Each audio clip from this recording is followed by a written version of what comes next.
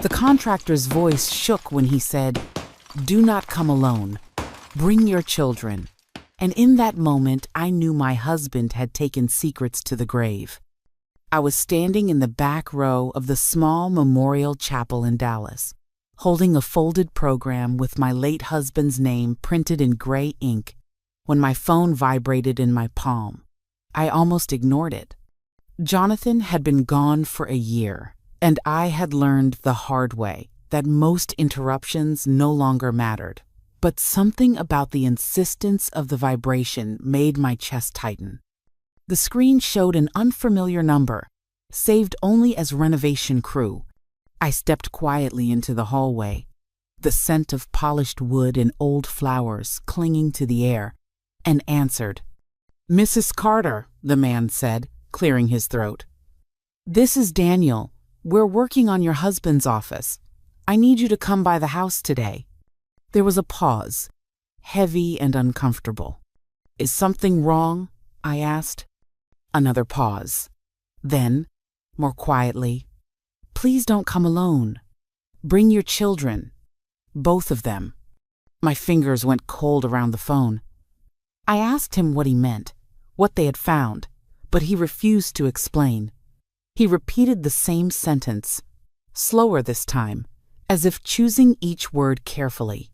"Do not come alone." The line went dead. I stood there in the hallway, listening to the muffled sound of the memorial service continuing behind me, and felt the ground beneath everything I thought I knew begin to shift. Jonathan Carter had been a respected urban architect, the kind of man people trusted with long-term city projects and quiet advice. For nearly 4 decades, I believed I knew every corner of his life. We raised 2 sons together. We shared dinners, holidays, arguments, reconciliations. I had watched him sketch buildings at the kitchen table late into the night, his pencil steady, his mind always somewhere far ahead. But the room Daniel was renovating was the one place I had avoided since Jonathan died. His office. The space where he spent his final hours. 3 weeks earlier, on what would have been our 39th wedding anniversary, I had finally decided to let it change. I told myself it was time. Time to turn the room into something brighter, something forward-facing, a reading room for the grandchildren, a place that did not smell like old paper and silence. Now a stranger was telling me to bring my sons like witnesses.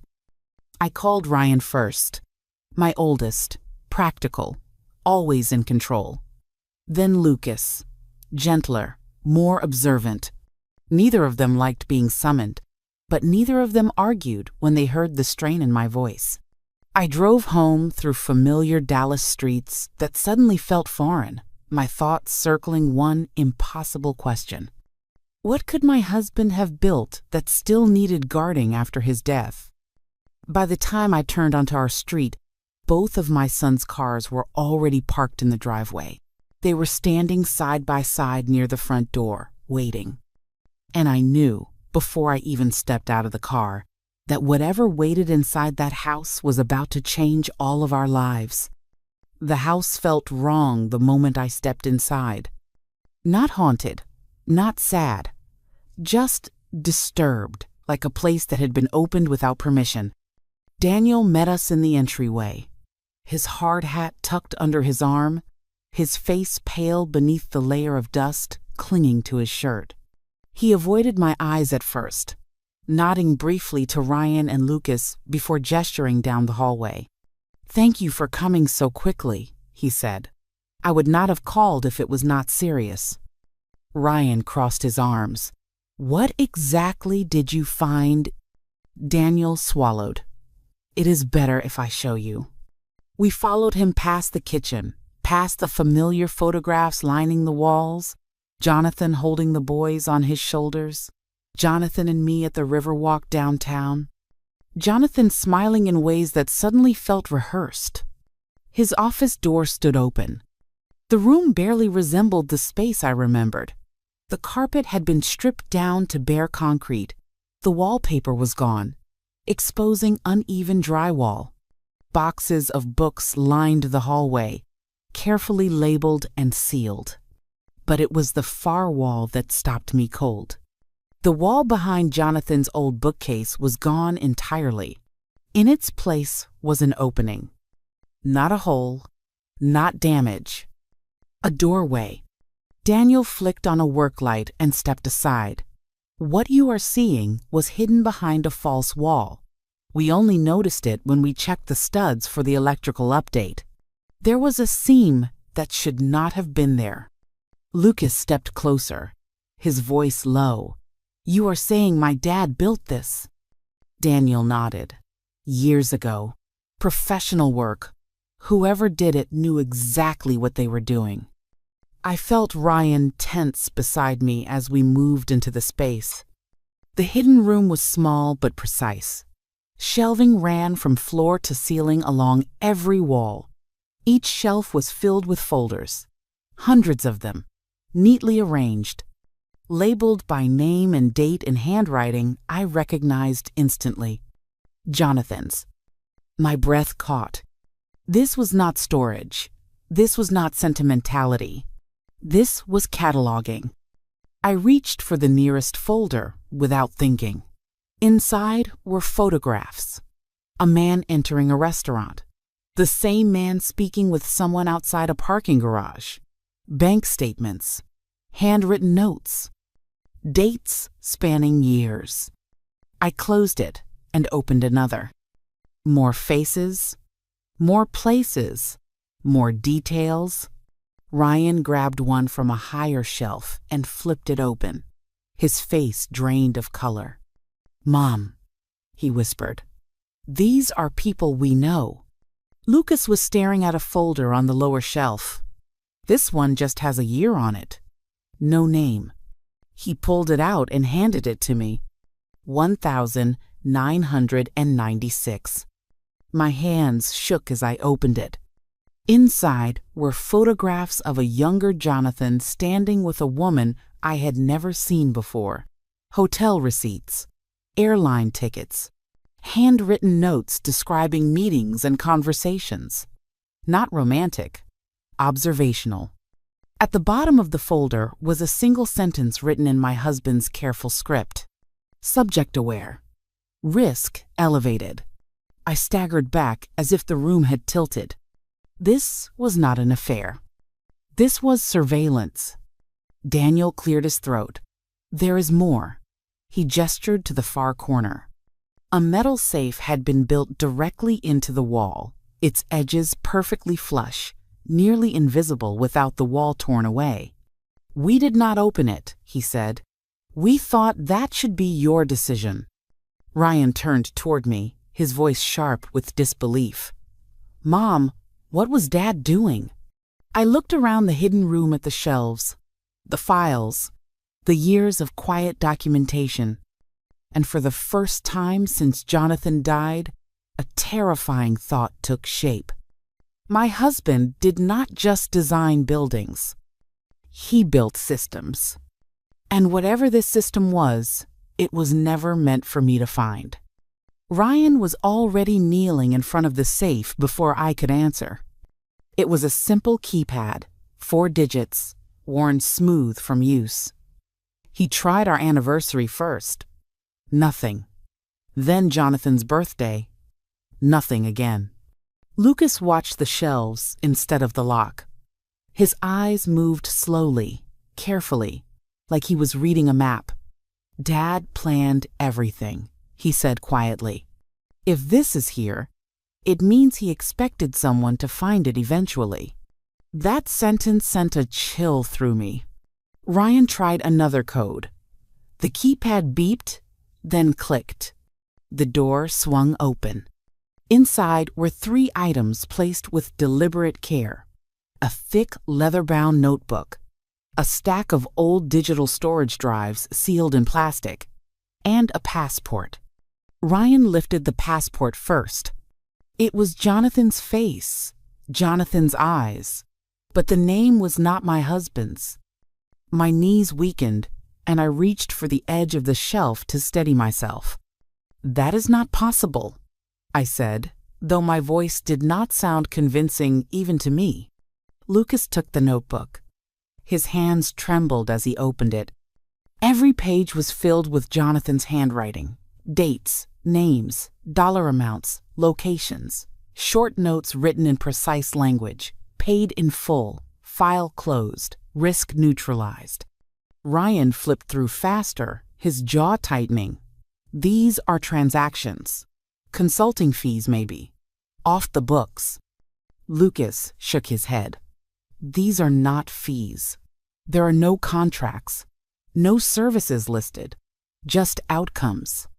My mind raced backward through memories I had never questioned. Jonathan leaving early, coming home late. Trips, he said, were inspections or city consultations. The way he never talked about certain projects. I had called it professionalism. What if it was something else entirely? I picked up one of the storage drives. It was labeled only with a date that made my breath catch. The year our youngest son nearly died in a car accident caused by a drunk driver who vanished without charges ever filed. The driver had never been found. I set the drive down slowly. Ryan exhaled sharply. "Mom, you need to tell us if you knew about any of this." I met his eyes and saw something I had never seen there before. Fear. Not for himself. For me. "I knew nothing," I said. And in that moment I understood how little that mattered. Because whether I knew or not, I had lived inside the protection of whatever this was. Lucas turned another page in the notebook and froze. "Mom, there is a section in here marked with your name." My heart slammed against my ribs. He hesitated, then handed the notebook to me. There it was. My name, written in the same careful script as everything else. Evelyn Carter, status protected. No dates, no payments, just that single phrase. Protected from what? Ryan stepped back, running a hand through his hair. This is not just shady. This is dangerous. Dad was involved in something that could get people killed. As if summoned by his words, a sound echoed faintly through the house. Footsteps. Not ours. Daniel appeared in the doorway, his face tense. "Mrs. Carter, I need to tell you something. Before I called you today, someone came by the house." Ryan snapped to attention. "Who?" "A man. He said he was checking permits. Asked questions about the renovation. About the office." Daniel swallowed. He knew exactly where to look. Silence filled the room. Lucas spoke first. He was not asking. He was stating a fact. Dad was not the only one who knew this room existed. And whoever else knew had just realized it was exposed. The knock came less than an hour later. Not loud, not aggressive, just firm enough to announce authority. Daniel stiffened. Ryan moved instinctively in front of me, while Lucas stepped closer to the doorway of the hidden room, his eyes scanning the shelves as if trying to memorize everything at once. I followed the sound down the hallway, my heart beating so hard I could hear it in my ears. When I opened the front door, 2 men stood on my porch. Dark jackets, neutral expressions, no visible weapons. "Mrs. Evelyn Carter," the taller one said. My name already sounded wrong in his mouth. "My name is Samuel Reeves. This is my partner. We need to speak with you about your late husband's estate." Something in his tone told me this was not a request. Ryan appeared beside me. "My mother does not answer questions without counsel." Reeves nodded, almost sympathetically. "We are not here to accuse anyone. We are following up on irregularities tied to a former associate of your husband who has recently gone missing." Missing. The word landed heavier than he intended. Inside, Lucas had gone still. I could see him through the doorway. his gaze fixed on the hidden room as if it might vanish if he looked away. "Please," I said, "come in." The men stepped inside, their eyes moving quickly, professionally, taking in the stripped walls, the renovation debris, the open doorway to the office. Reeves stopped when he saw it. The exposed wall. The absence of surprise on his face told me everything. "You found it," he said quietly. Ryan's head snapped toward him. "You already knew this room existed." Reeves did not deny it. "Your husband was part of an ongoing federal inquiry, Mrs. Carter. He was not a suspect. He was a source." The word hung in the air. "A source of what?" Lucas asked from behind us. "Information," Reeves replied, "about people who did not want their pasts revisited." I felt the room sway slightly. My husband had not been hiding from the government. He had been working with it, or around it, or against it. Reeves continued. 3 days ago, a man named Oliver Kemp disappeared. He handled private asset transfers connected to several individuals whose names appear in your husband's files. The last confirmed location ping from his phone was less than 2 miles from this house. Ryan's voice was low and controlled. "And you think my father had something to do with it?" "We think your husband knew what Kemp was afraid of," Reeves said. "And now that Jonathan Carter is gone, other people are trying to retrieve what he left behind." As if to underline his words, my phone vibrated in my pocket. Unknown number. I did not want to open it, but I did. "Stop digging. Some rooms should stay closed." Lucas read it over my shoulder, his face drained of color. "They know we are here," he said. Reeves nodded grimly. "That is why we need to secure everything in that room, tonight." Ryan stepped forward. "You cannot just take it.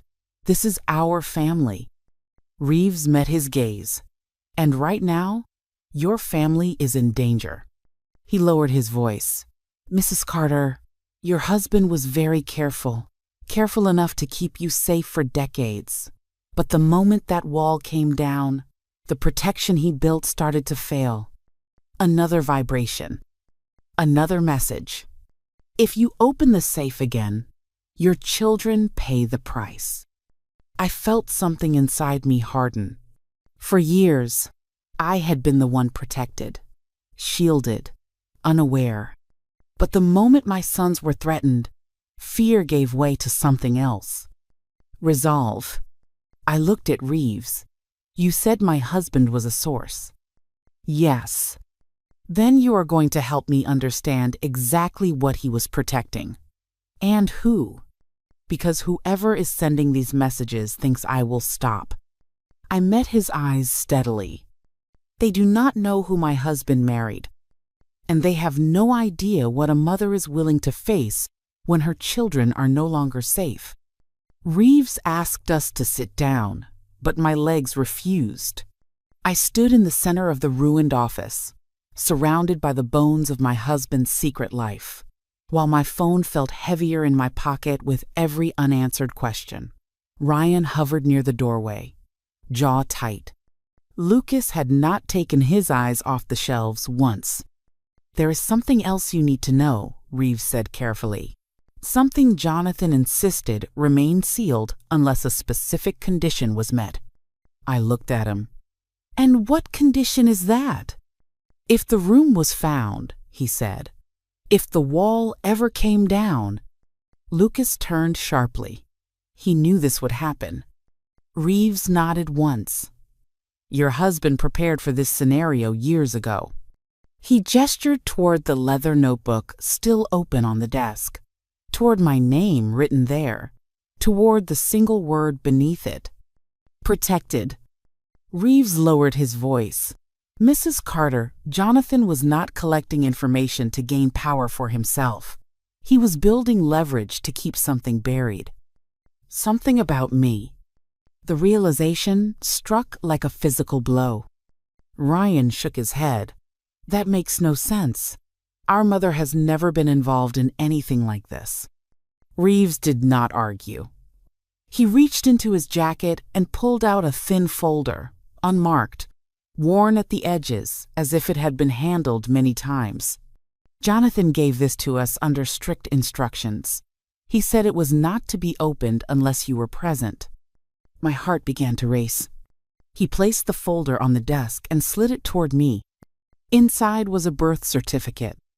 Not mine. It listed a different name, a different city, a different set of parents, but the date was the same. My date. "This is wrong," I whispered. Lucas leaned in, reading over my shoulder. "Mom." The room seemed to tilt. Memories surged forward, uninvited. Fragments I had dismissed my entire life. A house I could never quite picture clearly. A woman's voice calling a name that did not sound like Evelyn. The smell of smoke that sometimes visited my dreams for no reason at all. Reeves spoke softly. "You were not born Evelyn Carter. You were adopted after a residential fire when you were 6 years old. Both adults in the home died. You were the only survivor." Ryan stared at him in disbelief. "You are saying our mother is a witness to a crime?" "Yes," Reeves said, "and the crime was never solved." I backed away from the desk, my breath shallow. "No. My parents died when I was in college. I buried them." "You buried the people who raised you," Reeves corrected. "The people who saved you by giving you a new name." Lucas's voice broke. "Dad knew. Jonathan discovered the discrepancy while doing background work early in your marriage." Reeves hesitated. "He did not tell you because the people connected to that fire were still alive, still powerful, still capable of erasing loose ends." Silence filled the room. My husband had married a woman whose past could get her killed, and he had chosen to protect that secret at any cost. "That is why your name has no payments attached," Reeves continued. "Jonathan never took money for you. Everything he built was to make sure no one ever went looking for who you used to be." My knees gave out and Ryan caught me before I fell.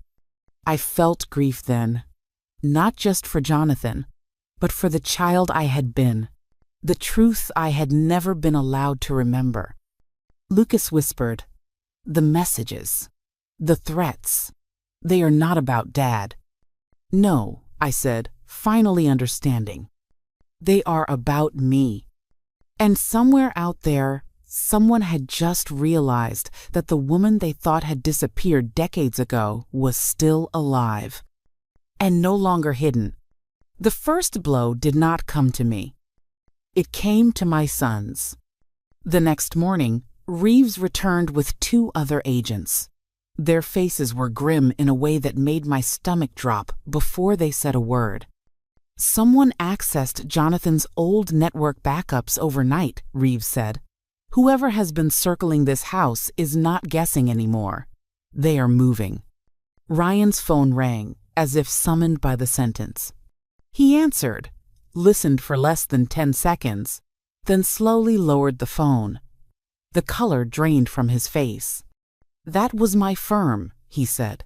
"There is an investigation. Someone leaked internal emails under my name. They are accusing me of fraud. If this sticks, I lose everything." Lucas's phone buzzed next. He read the message, swallowed hard, and looked up at me with eyes I had only seen once before, the day Jonathan died. "The school district put me on leave," he said. "They received an anonymous complaint. They are saying I altered records, that I took money." I felt something inside me snap into place. This was not intimidation.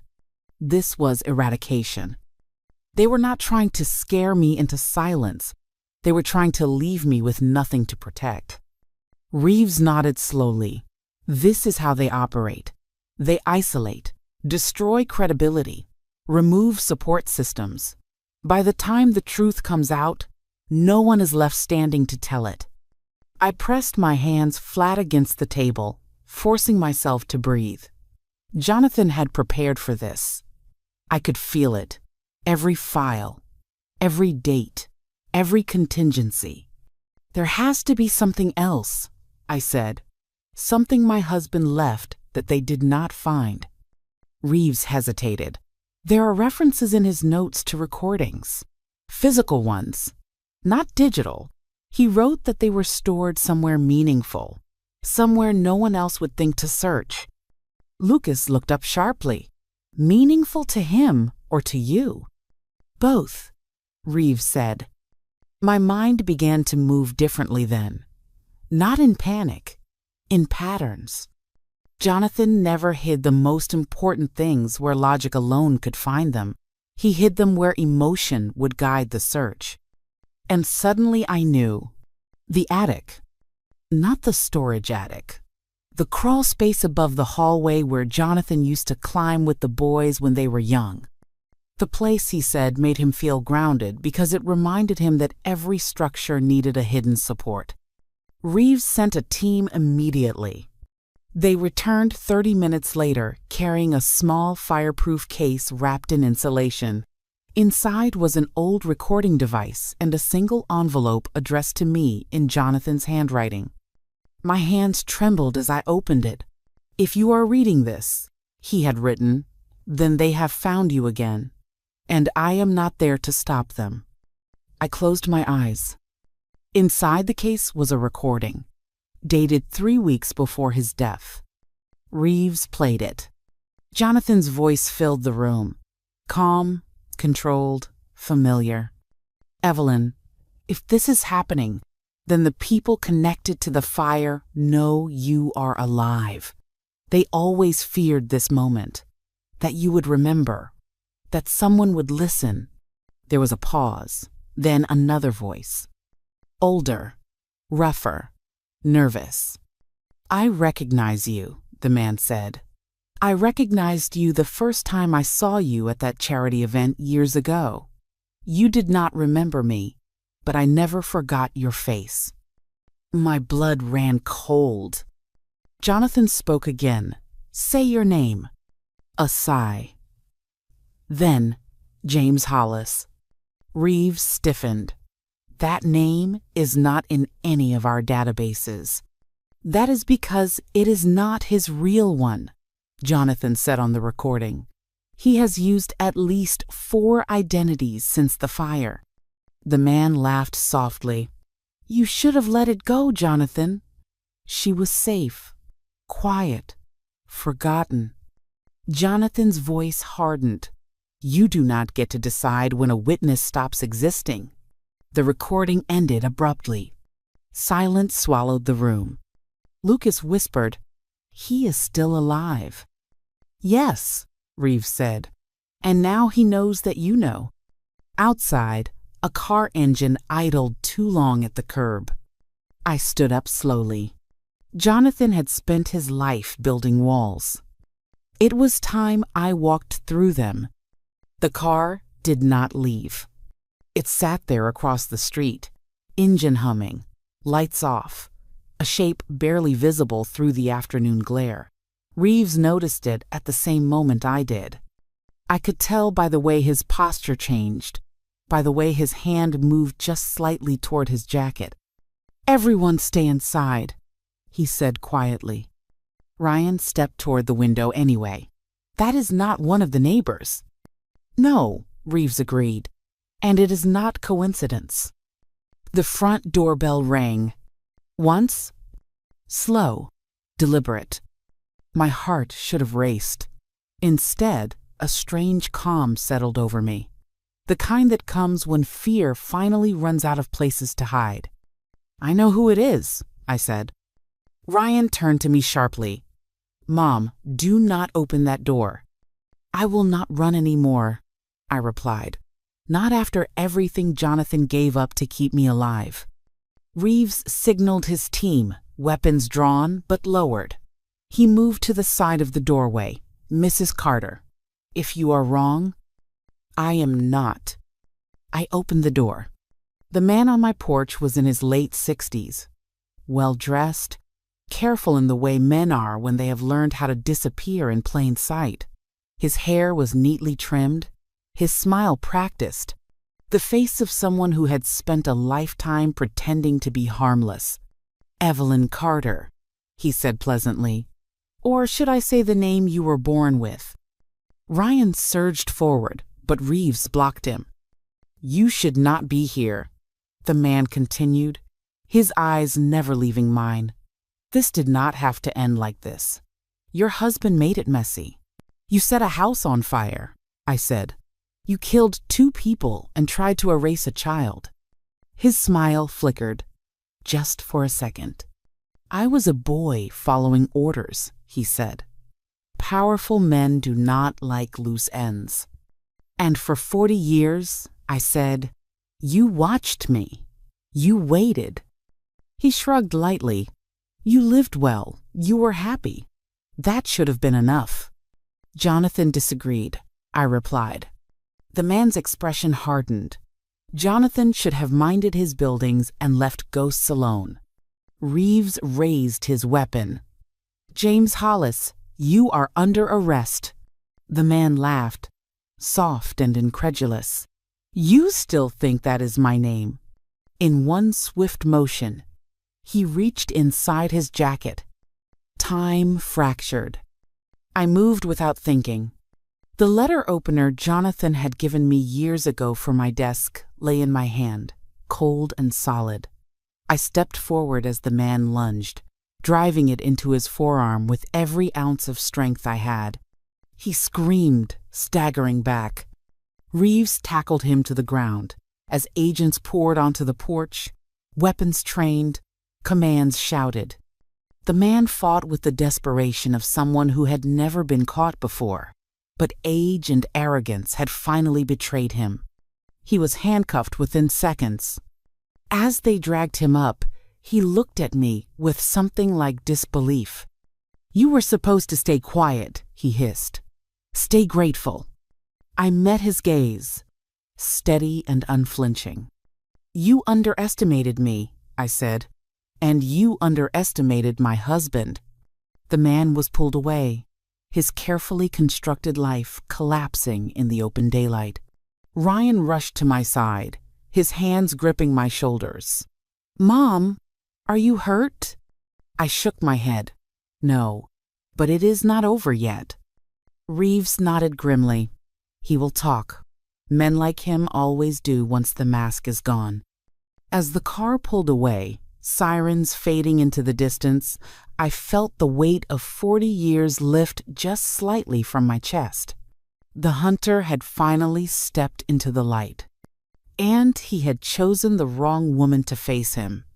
The house was silent after they took him away. Not the hollow silence of fear, but the kind that settles after a storm has passed and the ground is still wet beneath your feet. Reeves stayed with us through the night, while agents processed the evidence Jonathan had hidden so carefully.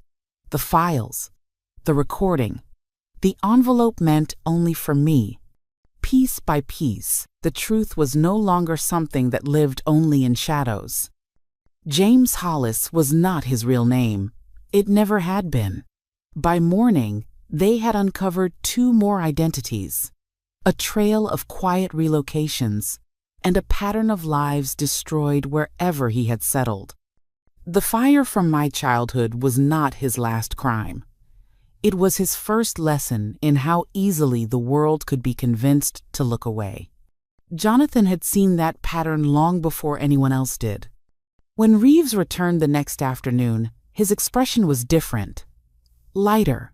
We have a full confession," he said, "and corroboration."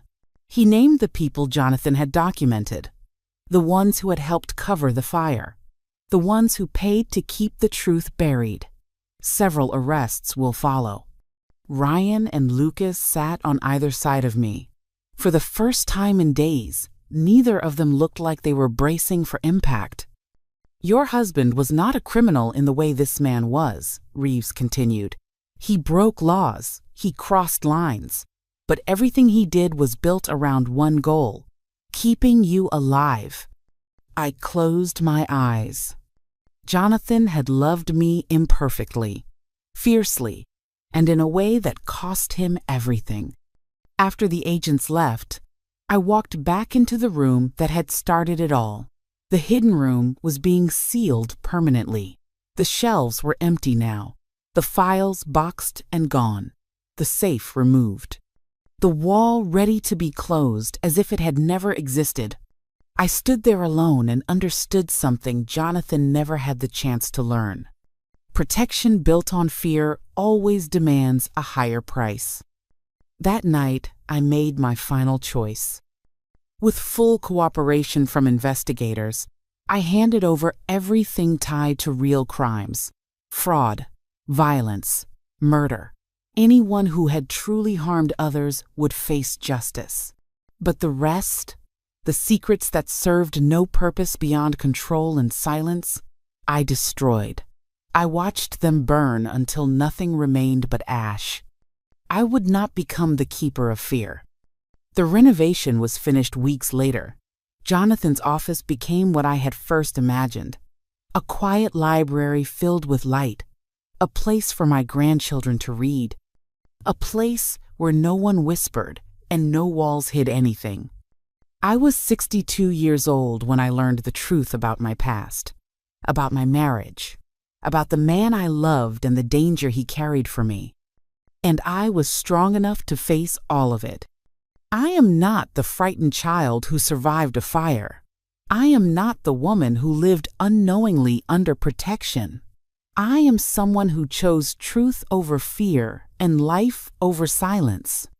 Before this story ends, here are the 5 lessons it left me with. First, not every secret is kept for selfish reasons, but every secret has a cost. Second, being underestimated is not a weakness. It is often your greatest advantage. Third, truth does not always protect you immediately, but it always gives you power. Fourth, you can honor love without excusing the harm done in its name. Fifth, courage is not loud. Sometimes it is quiet, steady, and patient enough to wait for the right moment. If you were in my place, what would you have done? What lesson did you take from this story? Tell me in the comments and let me know which city you are watching from. If this story moved you, like the video, share it with someone who believes strength has no age, and comment below.